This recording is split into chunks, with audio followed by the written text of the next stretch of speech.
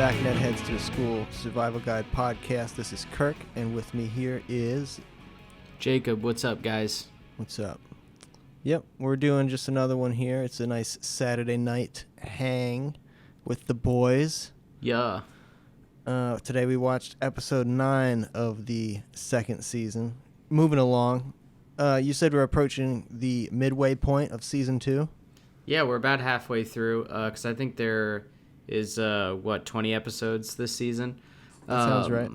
So, yeah, I think the Valentine's episode is next, finally. But this episode definitely seemed like there... I mean, I don't know, because I didn't look it up, but I'm speculating there may have been some sort of budget increase halfway through. Yeah, well, at least the production, just maybe the... I don't know. Has Joe new director? Has Joe Menendez? Has he directed episodes before this one? Let me see. I'm on his IMDb page. He's done a lot of stuff since then. He has a good amount of Ned episodes.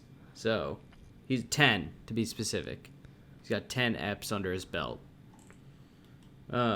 He did Daydreaming and Gym. He did Video Projects and School Clubs. He did Vice Principals and Mondays, Your Body, Procrastination, this one.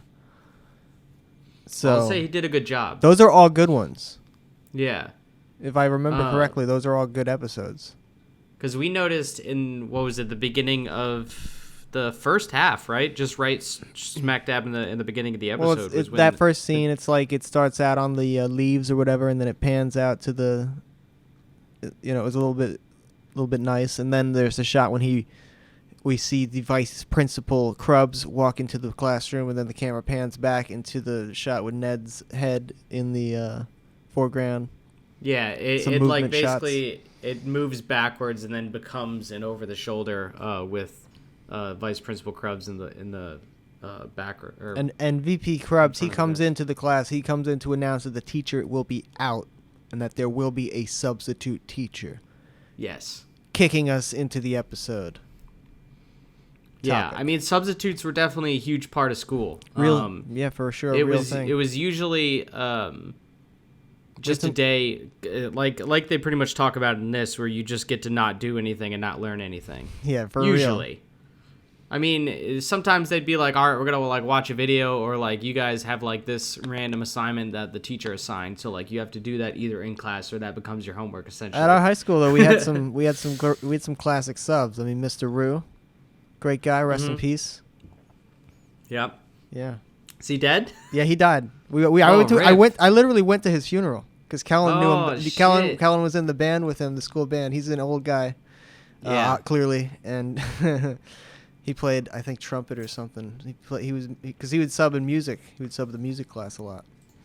Which that's the one. That would basically be like we would just jam all class period.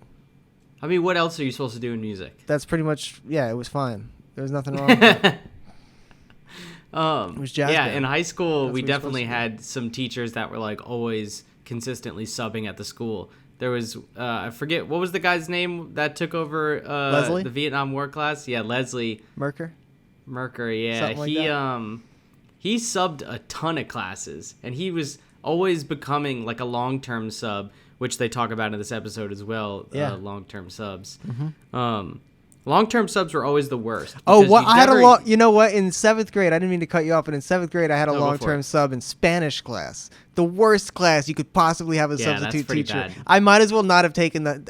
When I took Spanish 2, that was basically the first, But every time you take a Spanish class, it's like the first time you take a Spanish class. To be that is true.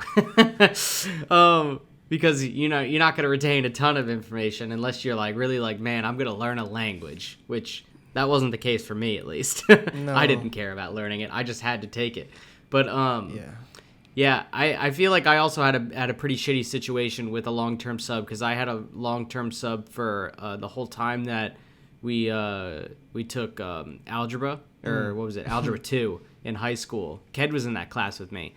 And that shit was a nightmare. Because you really need algebra 2 becomes a huge basis for your math going forward. Yeah.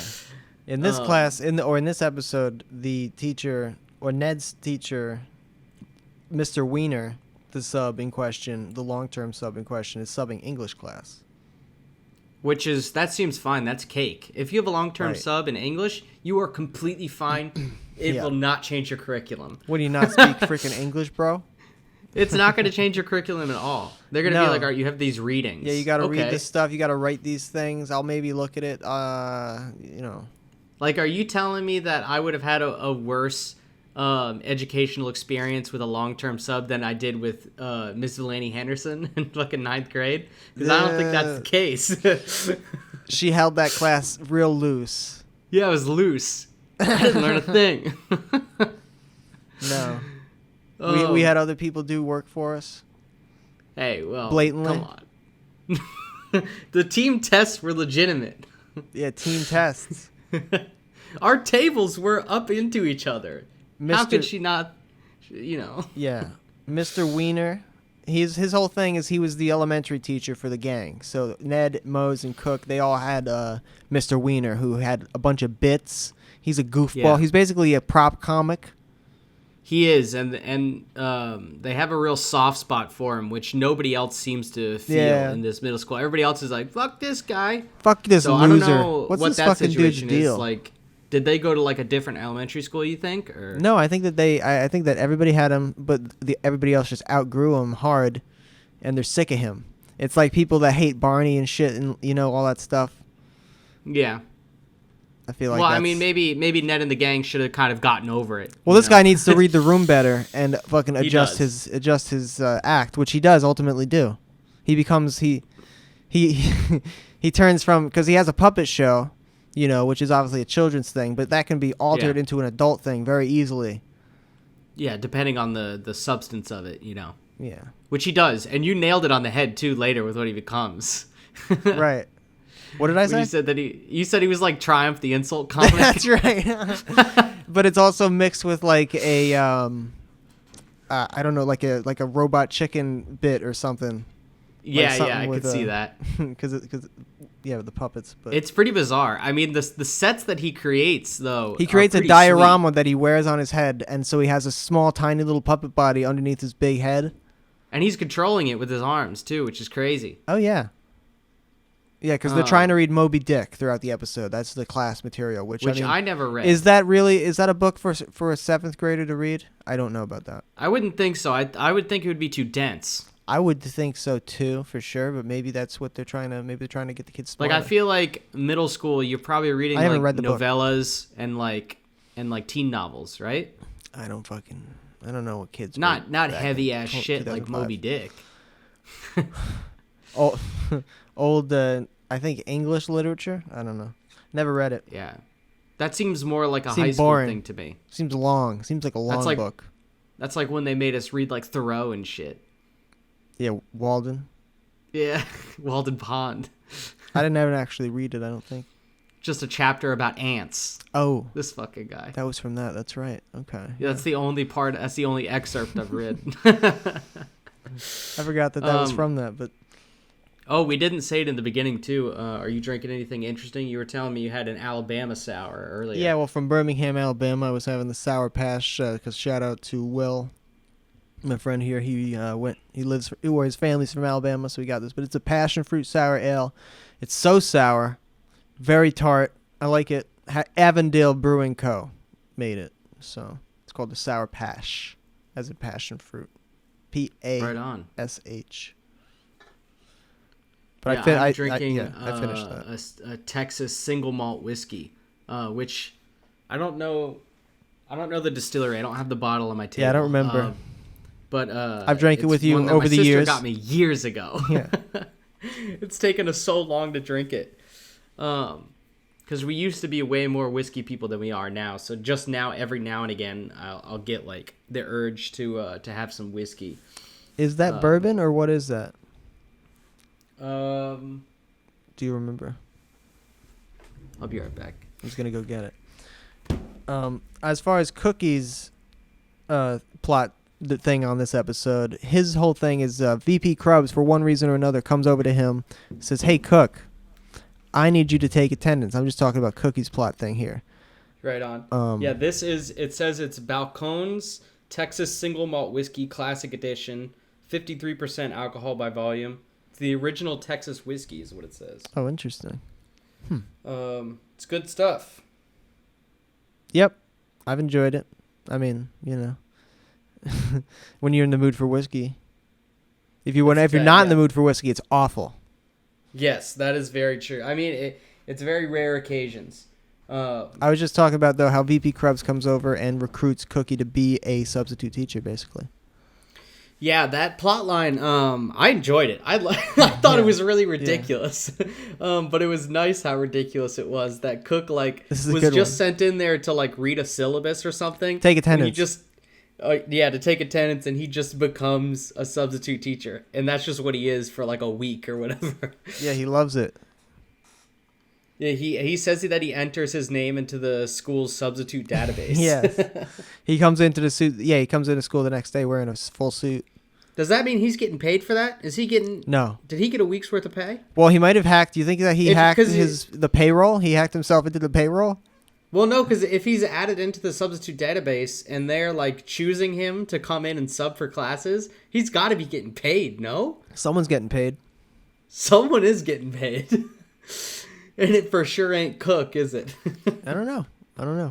I mean, he's doing it for the love of it. That's for sure, either way. That is for sure. He bought a new suit? Yes. Because I've never seen that suit. He also, he gets another suit next episode, too, which is interesting. An even crazier suit. Yeah. We find out that Mr. Weiner apparently was Ned's. He inspired Ned or some to do the guide. To create the guide, yeah. Some way or another. Because we find out a little bit of lore that Ned was trapped in the women's bathroom twice, not just one time, but 2 times. Once where Mose saved him, and once where Mr. Weiner saved him. Ooh, deep lore. That is a lot of lore. It's a good nugget. But yeah. Oh, also there was an interesting thing in Sweeney's class on Moses' story arc where they have a listen list and a do not listen list for the substitutes. Yeah. So there's just kids that straight up you don't listen to. Yeah. The huge crew girl, the head huge crew girl, she's like, we were supposed to go out to he was going to take us out to the snack area to study snacks.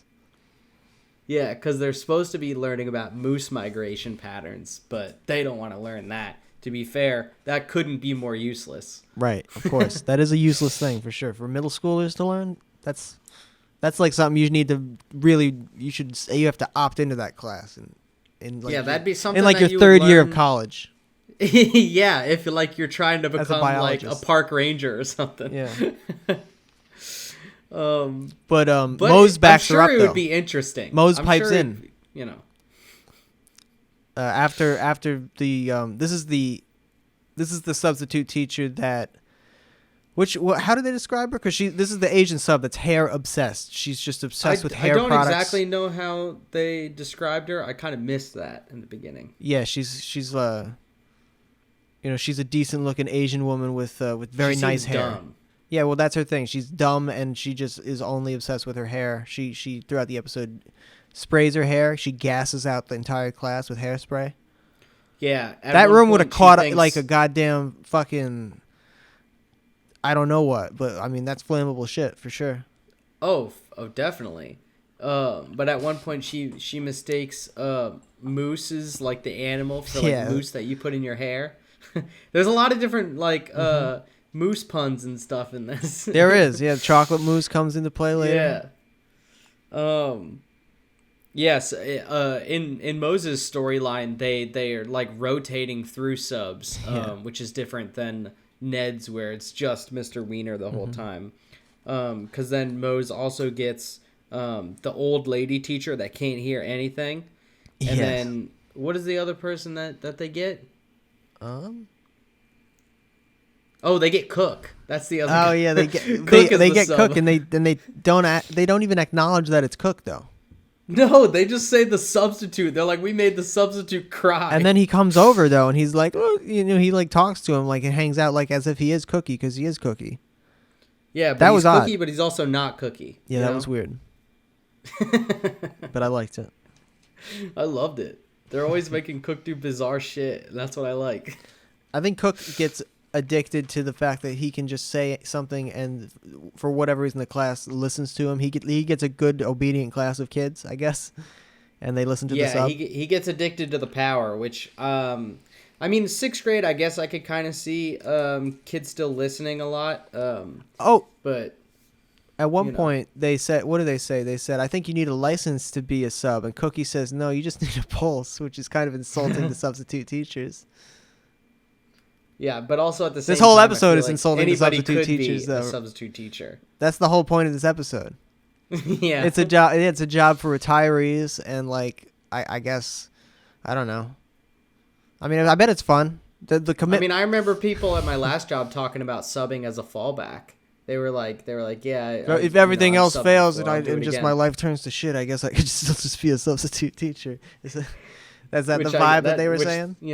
Basically, yeah. Which that probably didn't end up happening now that a lot of the classes are like online and shit. Yeah, that would suck. Imagine being a substitute e-teacher. Yeah, how does that work now? Anybody can just pop on just some. They like.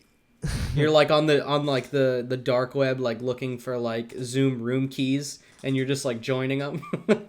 Yeah, that must have happened, right? People just popping into kids' classes. That was happening in the beginning of the pandemic. You don't remember hearing about those people that were like the Zoom pranksters or whatever? Yeah. They like get off on the fact that they're like interrupting people's like doctorate lecture. Mr. Weiner can't cut it in middle school is basically the situation. He is playing elementary bits on middle school kids. Listen, he's washed. You know? He's a washed up has been. He's a washed up comic. Well, he's in over his head. You know, he's just say you could say a bunch of different things.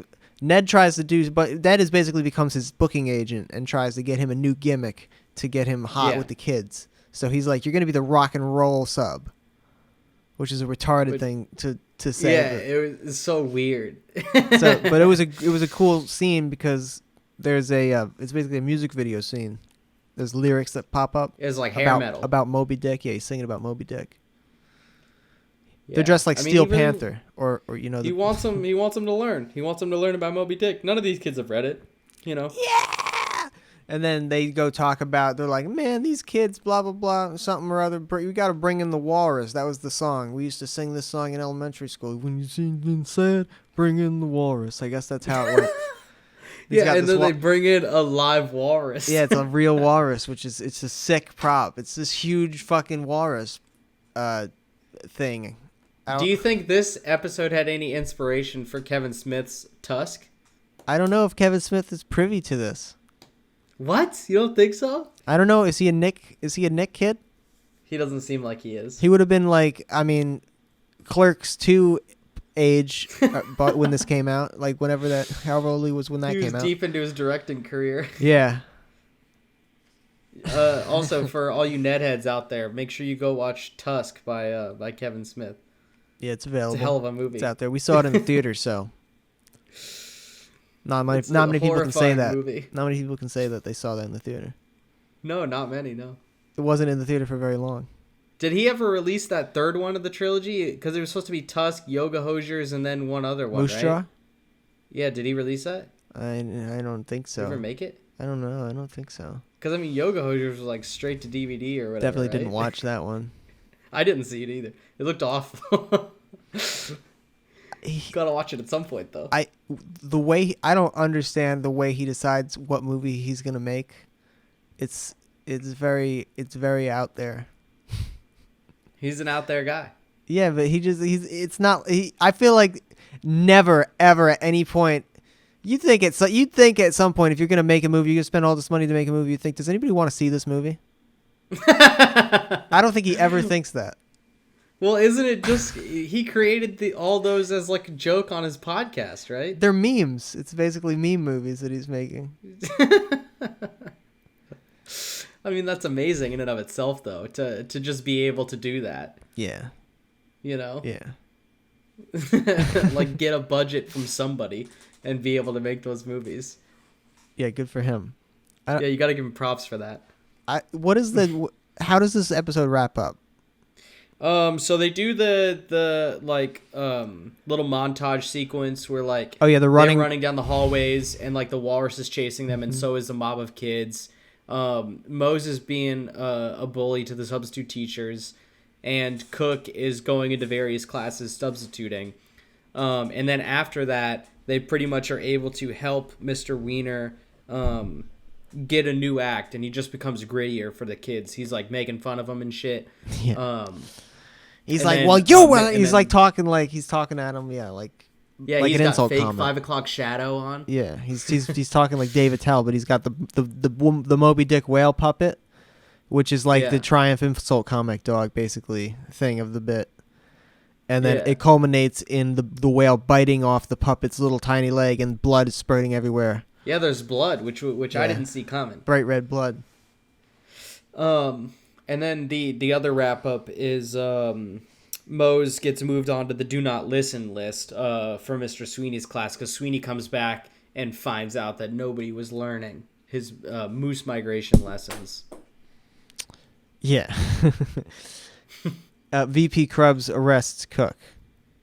Yeah. Oh, right. Which was bullshit. I mean, like, come on. You were the one that led him into doing that. Yeah. You told him to do it. You gave him the green light. He's culpable. He's just as culpable as Cook is.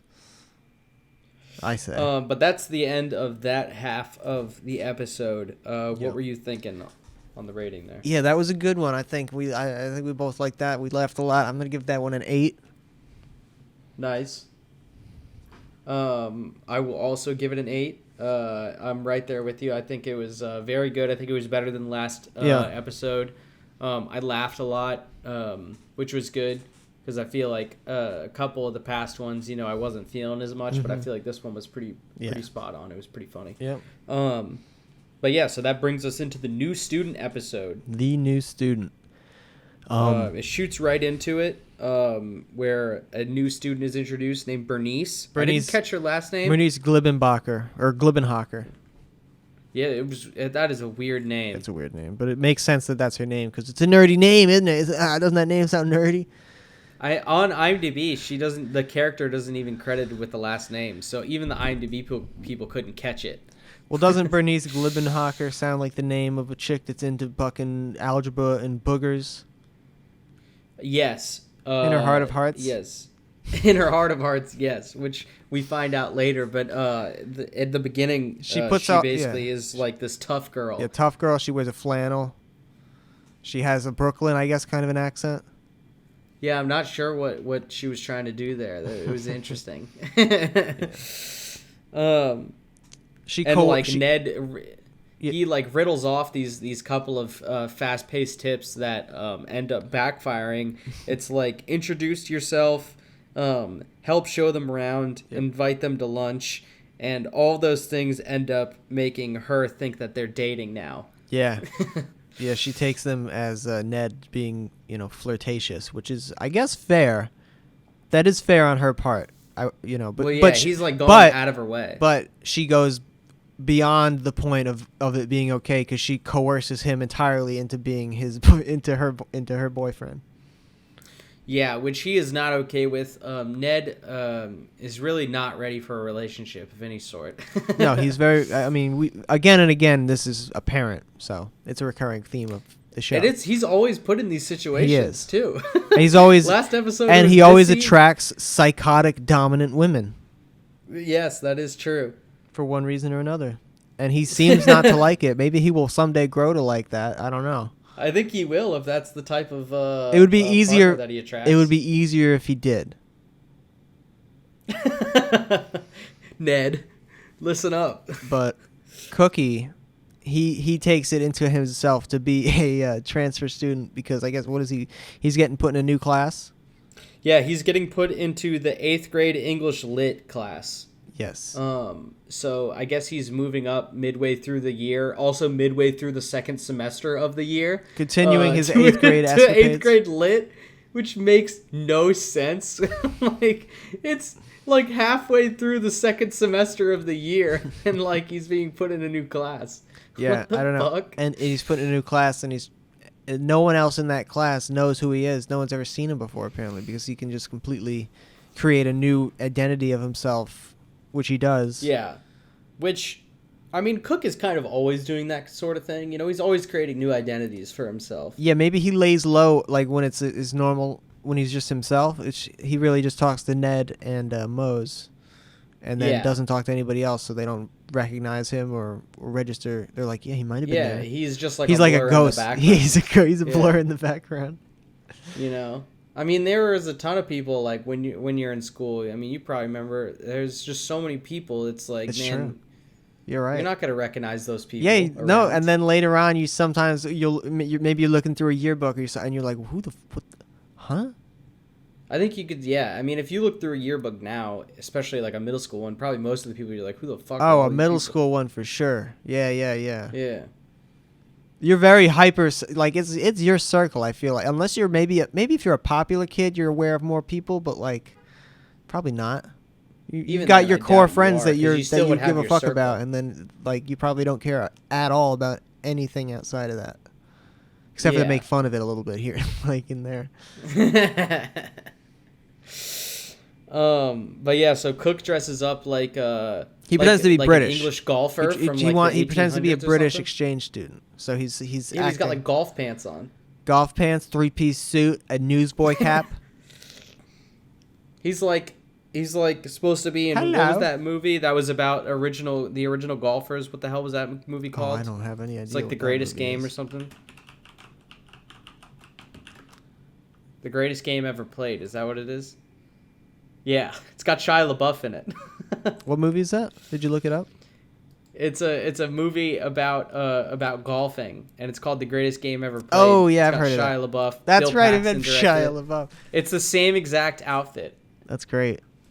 What year did that come out? Came out 2005, so around the same time, a little bit earlier. It's the same exact thing. I just sent you the link for it. Maybe he's trying to be like that movie. Maybe. Yeah, maybe. Yeah, I see it there. Okay. But yeah, that's the thing. And then the other part of the episode is Gordy's plotline, basically, which is there's a new kid in town, a new janitor, new blood. Yes. That Gordy brought on himself, hired. So the whole thing. His name is Jack Spratt. Jack Spratt, and Gordy likes to say his full name. And they look very similar. Even at first, from behind, Mose thinks that Jack is Gordy, which is where we see him introduced. Yeah. And Jack wants Gordy's job bad. Jack is like an evil janitor. He's like an evil twin. Yeah, he's like, I will assume Gordy's role, and I will take his being and be him. It's if Gordy actually did his job and didn't care about children. Yeah, that ends up being his downfall. Ultimately, is the lack of empathy. Yeah, because they end up having a janitor Olympics of sorts that Mose gets put on, because one of the times when they're having their little scene, Vice Principal Krubbs comes over and is like, I need to see Jack. I love that guy. Mose obviously thinks that he's about to usurp Gordy. Gordy's about to get canned. That's what she thinks. So she throws in the idea of them doing this, even though we find out that Vice Principal Krubbs is like, I was just going to tell him there was an opening at another school, but I like that idea. Let's have him clean off. Yeah. And he says, winner gets to be boss. Winner's the boss. Which I really love. I love the wording of it. The huge crew comes by because they see Ned hanging out with his new girlfriend, and they basically recruit her into the Ned Club. There's also a part before this. What happens before that? Remember when they're walking down the hallway and Mose and Ned are like arm in arm over shoulder, and they're like walking really weird on the tiles. I think they've done that walk in the intro. I think they've done that. Like, do they do that? Yeah, they have. Up. Yeah. It's a weird thing to see. You know, how would that come about, really? It's weird to see, especially in like not sped up. Yeah. But I mean that is I mean it seems like a clear sign of affection, no? Walking like that, arm in arm, like yeah. Yeah. Yeah, for sure. So I definitely understand Bernice's like where she thinks that they're like dating or like some shit. And it's She's like, come on, girl, you know, I get around. I'm a player. Ned, he's kind of is a player, isn't he? Especially, yeah, and he, I mean, so the huge crew makes him a player whether or not he wants to be one. Yes. So, and now he's all the player more because Bernice is cool with them all being involved apparently. Yeah, she accepts the offer to at join. At first, at least, she's like, all right, I'll be in a group love situation. But she does end up getting kicked out because they find out she's a nerd who picks her nose. She's not into Ned enough. She's into other shit. She wanted to talk about boogers and algebra apparently because she's autistic or something. I don't know. It's such a weird thing. I mean, they're just making her the female version of that Albert, whatever guy. His name is, with the Spencer's Gifts glasses. Yeah, that shit is so ridiculous. Because we find out that Bernice herself is meant to wear the same sort of glasses. Which is the most ridiculous things. Why do they have to be those glasses? Why? Well, that's a good question. They look ridiculous. I guess that's the only thing, but it's like... I mean, I know in the early 2000s they were like, if you wear glasses, you're ugly and a nerd. I guess this is like that on steroids, where it's like, okay, well, if we just had regular glasses, that wouldn't even... She would look fine. There would be nothing ridiculous or cartoonish about that. So we have to give her these literal cartoon goof glasses to make her look like a nerd. These fucking goofball glasses. And then in Cookie's storyline, we see him enter the class. Everybody loves that he's British. Yeah. But then they're like, oh, we also got this British kid in our class already. You got to meet him. His name's Nigel. Yeah, they're like, oh, another British exchange student. He's like, what? Because he didn't see that coming. And because Cook can only speak in like random English words. He says like fish and chips and like Cheerio and shit. Fish and chips. Right?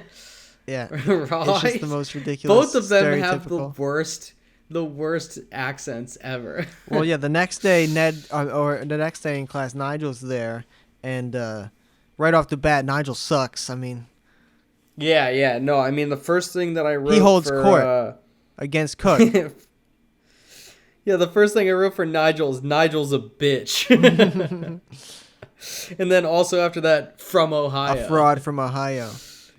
Yeah, we find out that he's using incorrect.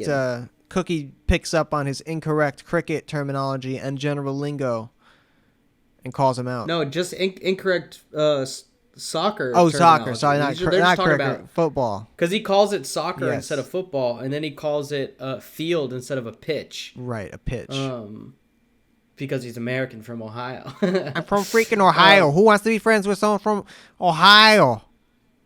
And this is after he's already called out Cook and fucking exposed his ass. I feel like this is a blow to people from Ohio. Yeah. This guy has no goddamn pride. No state pride at all.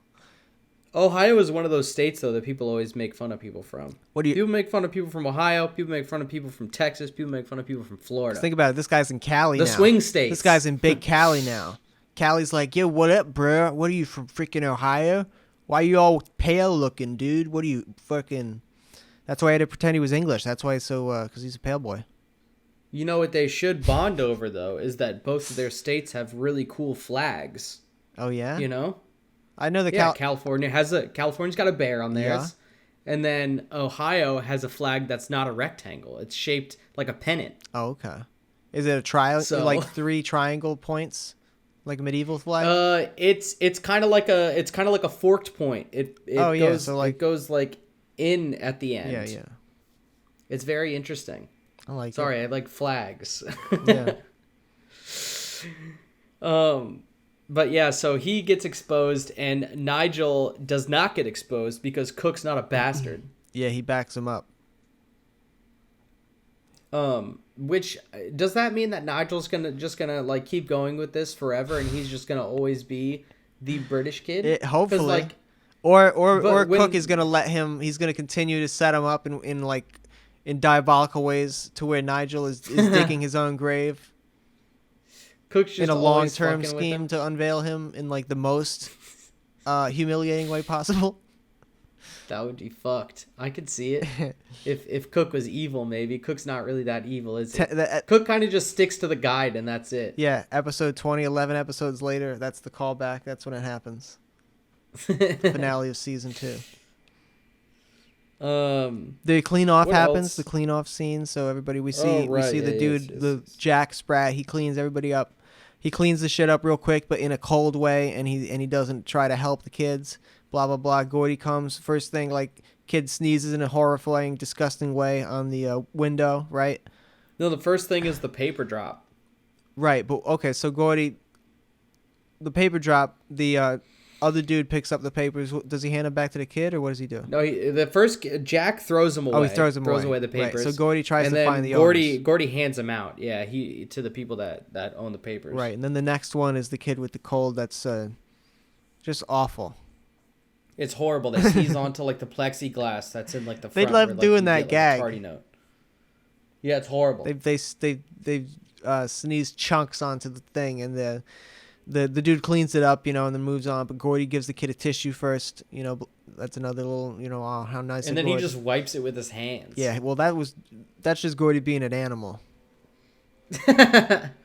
Yes. But long story short. Speaking of animals, it's been a very long time since the weasel's been around, right? Episodes and episodes. What's that about? What is that about? That's one of the great things about this show.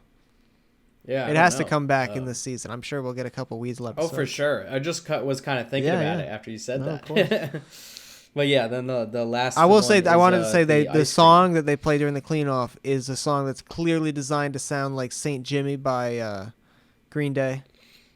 It's like there are definitely some similarities there. Yeah. But I feel like that's classic for Ned's though, because they just have like a punk rock style to their theme music. Yeah. Yeah. Well. Mm-hmm.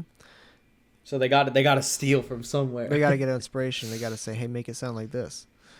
Green Day was popular as hell at this point too. American Idiot was out and shit. They were on top of the world. Biggest band in the world maybe at the time. Yeah, maybe. Them v Nickelback.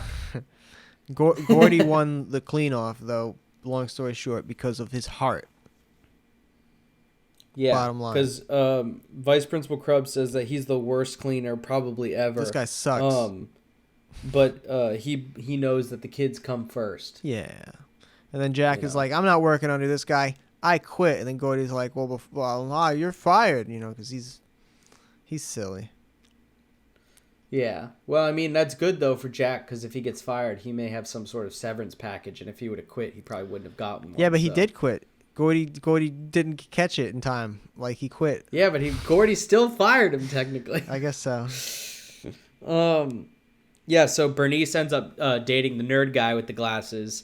Yeah. They bond over boogers and algebra, and she ends up dressing like a nerd. We see that she had a lot of different personas because she's been transferred to multiple different schools. Yeah. So she had like a cheerleader phase, a goth phase, and now a tough phase. She was not comfortable in her own skin, and so she had to latch on to some sort of a cartoon personality that she's seen in a TV show. Well, I mean, even her normal personality is a cartoon personality. That's very true. It's two deranged people, like you said, hanging out. Wearing cartoon. And the very glasses. last thing we see is the Harry Potter kid. It's a kid just straight up dressed like he's in Gryffindor. Yeah, they're like a new British exchange student came there, and he's like, "Hello, kids," and he's got a bowl haircut and circle glasses, and he's legitimately wearing a robe and a scarf. He's got a scarf Hogwarts. with Gryffindor colors and the insignia. Yeah, he just didn't have a broom or like a wand. It's like one of those kids you see walking around Universal, that are at Harry Potter World. But yeah, so that's the end of that app. They also don't rat out the Harry Potter kid that we see. They're like, we'll show you around, because Ned and the crew are nice people. They think you think he wasn't a real Brit? I think he wasn't. And I think that they're going to see through him Easily. I think that he's going to be thrown in a locker by Billy, etc. They're going to try and make him break character. They're going to try to break him. Hey, stop it. And then eventually he's like, stop, guys. Like, you're not fucking British. But yeah, that episode. I feel like I pretty much liked it the same as the first half. I'm probably still gonna give it an 8. I still laughed a good amount this episode. And I liked the new student themes. They were all pretty ridiculous, and the janitor Olympics were pretty silly too. Yeah, I'm gonna do the 7.5 on this one. I just think the other one's a little better. I think that's definitely fair. Yeah, but this one was still a pretty solid up.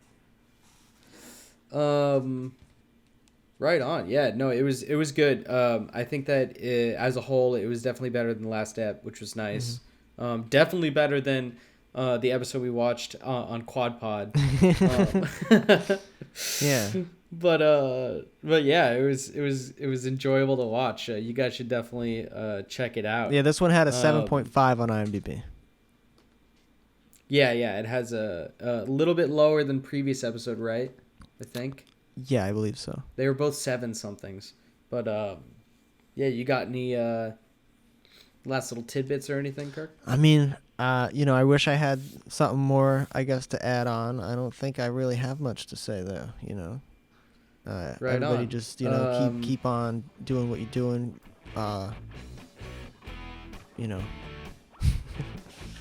Yeah, thank you guys for listening, and make sure you check out our Instagram. We haven't plugged that in a while. Yeah. At @harbor_boys for the latest content and updates. That's right.